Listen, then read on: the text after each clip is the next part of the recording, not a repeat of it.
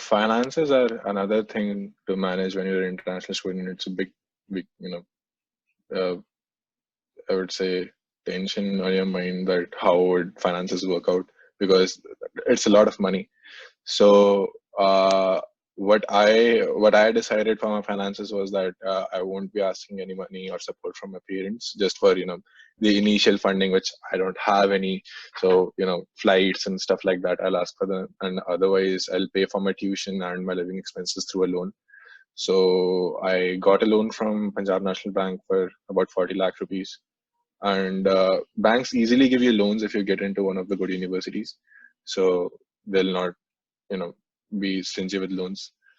Having a good history of your parents, credit history with of your parents would be beneficial as well. So yeah, that. Other than that, I don't know how much I spent. So it depends entirely on where you live. Okay. So I live in LA, which is so expensive to live.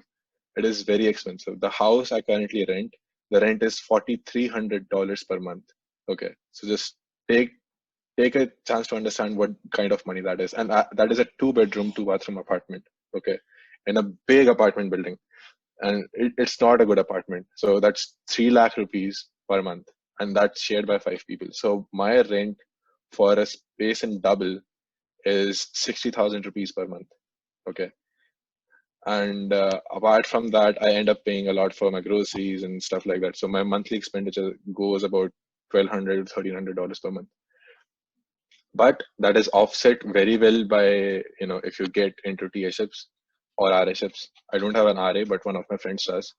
Uh, TShips did help me a lot.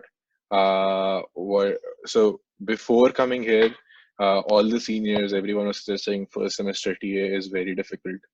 But I ended up getting two offers for TShips, and I chose one. So half my fees was waived off, and I got a monthly stipend of about $1,300. So that set off all my cost. So my total money I invested in my first quarter was $5,000. So that I would say is very decent. And apart from that, initial cost, obviously, like my flight had to be paid by me. It was like, I guess, 55,000 rupees. And visa costs, all the stuff you bring here, that also costs a lot of money. So I would say in total I would have spent like $7,000 on a rough estimate on in my first quarter. But in my second quarter here in winter, I got a TA shift from my own department. Now electrical engineering at UCLA has a policy that they also waive non-residential tuition. So if anyone applies for US universities, they'll get to know about non-residential tuition, that if you're not a resident of a particular state, you have to pay almost double the fee. So that's completely nuts, first of all. And but ECE supports even NRT. So I got my whole fees waived off. And my fees was like $28 for that quarter. And I was getting a stipend of $2,500 per month. So that was like I was earning doing like I was getting paid for doing my master's last quarter. And similar is the case this quarter as well. I got a PSF from ECE, and my stipend is $1,500 per month right now. So I end up earning $300 per month, 200 to $300 per month, and my fees is again $28. And then you get internships, which also are a major set off for the fees. You end up earning like easily $10,000 over your internship, like money saved after taxes and all your expenses through the internship. So $10,000 are enough to pay off at least a fees for a quarter at an institution like UCLA, and you can live off easily after if you have to pay no fees, right? So $1,200 per month you can afford them. So yeah, that is majorly how I've been managing through my finances. Luckily, I hadn't had to take out any money from my loan as of yet. So that was very good. But yeah, like basically, my masters would be technically free because I would be graduating next quarter most probably, and I haven't had savings from intern because I've not done my intern yet.